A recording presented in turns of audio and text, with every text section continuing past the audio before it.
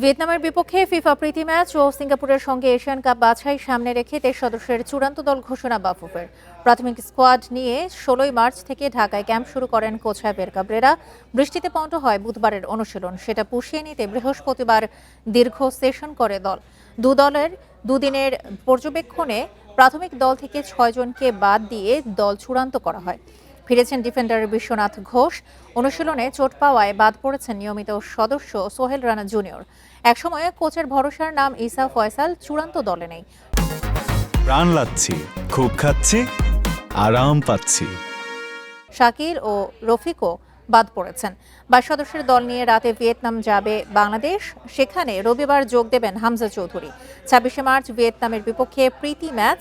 31 March Asian cup বাছাইয়ে সিঙ্গাপুরের বিপক্ষে নিজেদের শেষ ম্যাচ খেলবে বাংলাদেশ।